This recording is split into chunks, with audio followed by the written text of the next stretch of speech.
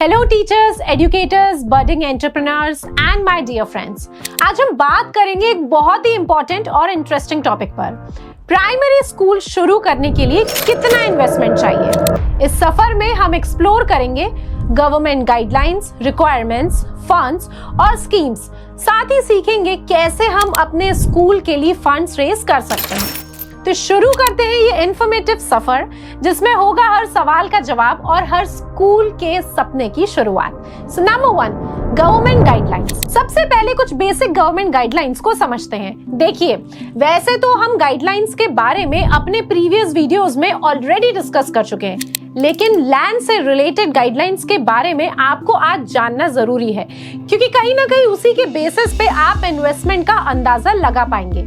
देखिए, जब हम सीबीएसई एफिलिएशन की गाइडलाइंस पढ़ते हैं, वहाँ स्कूल के लिए एक अलग मिनिमम लैंड रिक्वायरमेंट है, और एमपी गवर्नमेंट की स्कूल एजुकेशन गाइडलाइंस के अकॉर्डिंग अगर आप class 1st to 12th start करना चाहते हैं तो मिनिमम 1 एकर्स की लैंड रिक्वायर्ड है।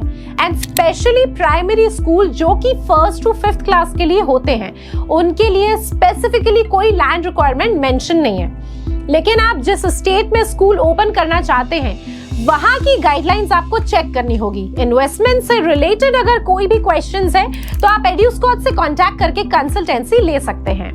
मैं सीबीएसई एफिलिएशन और एमपी गवर्नमेंट की गाइडलाइंस के लिंक आपको डिस्क्रिप्शन में दे दूंगी। आप अपने स्कूल और एरिया के according minimum land requirement check कर सकते हैं। ये तो एक मिनिमम रिक्वायरमेंट है जो आपको फुलफिल करनी ही होगी। इसके बाद आप जिस टाइप का और जितना बड़ा स्कूल खोलना चाहते हैं, उस हिसाब से और ज्यादा लैंड भी परचेस कर सकते हैं। और यदि आप आईसीएसई या पर्टिकुलर स्टेट बोर्ड से एफिलिएशन लेना चाहते हैं तो आपको उनकी रिक्वायरमेंट्स भी चेक करनी होगी। अब इस डिस्कशन से आपको पता चल जाएगा कि मिनिमम कितनी लैंड रिक्वायरमेंट है, और आप अंदाजा लगा सकते हैं कि जिस एरिया में आप स्कूल खोलना चाहते हैं वहां लैंड की क्या प्राइस है और आपको मिनिमम कितना लैंड चाहिए होगा। Point number 2, investment required to start a primary school. वैसे तो अगर मैं एक फिगर बताऊं तो प्राइमरी स्कूल स्टार्ट करने के लिए आपको अराउंड 8 to 10 लाख रुपीस की इन्वेस्टमेंट की रिक्वायरमेंट होगी। अब ये अमाउंट बहुत सारे फैक्टर्स पे डिपेंड करेगा, जैसे कि सबसे पहले तो आप सोसाइटी या ट्रस्ट रजिस्ट्रेशन करवाना होगा, जिसमें आपको अराउंड 20,000 रुपीस का खर्चा आएगा। उसके बाद आपको चाहिए लैंड। अब मिनिमम लैंड रिक्वायरमेंट तो आप अपने स्टेट के अकॉर्डिंग ही डिसाइड कर सकते हैं। नेक्स्ट, आपको एक आर्किटेक्चर अपॉइंट करके अपने स्कूल का डिजाइन रेडी करवाना है, और स्कूल में यूज होने वाले इक्विपमेंट्स जैसे कि स्मार्ट बोर्ड, लैब इक्विपमेंट्स वगैरह आप एड्यूस्कॉट से ले सकते हैं। और जब आप ये सब डिसाइड कर लेंगे कि स्कूल में क्या क्या चीजें रिक्वायर्ड है, कितने क्लासरूम्स होंगे, और आपके पास एक प्रॉपर प्लान रेडी होगा, तब आप एक सही एस्टिमेट लगा पाएंगे कॉस्ट का, और ये कॉस्ट अराउंड 3 to 4 लाख की होगी। अब आते हैं हायरिंग पे। तो आपको इनिशियली 5 to 6 टीचर्स और असिस्टेंट स्टाफ भी हायर करना होगा, जिसके लिए आपका बजट अराउंड 1.5 लाख होना चाहिए। फिर as per admission and your requirements ये कॉस्ट ज्यादा भी हो सकती है। इनिशियली एडमिशंस लाने के लिए आपको ब्रांड अवेयरनेस क्रिएट करनी होगी, और इसके लिए एड्यूस्कॉट आपकी पूरी हेल्प करेगा स्कूल की मार्केटिंग में, जिससे आप जल्द से जल्द रेवेन्यू अर्न करना स्टार्ट कर पाए। अब अगर मार्केटिंग की बात करें तो इसके लिए आपका मंथली स्पेंड होगा अराउंड 20,000 रुपीज। तो ये थे कुछ मेजर एक्सपेंसेस जिन्हें कैलकुलेट करने के बाद आप एक बजट एस्टिमेट बना सकते हैं। Point number 3, government scheme for primary schools in India. ये कुछ गवर्नमेंट स्कीम है, जैसे सर्व शिक्षा अभियान, जिनका मोटिव है एलिमेंट्री एजुकेशन को बढ़ाना।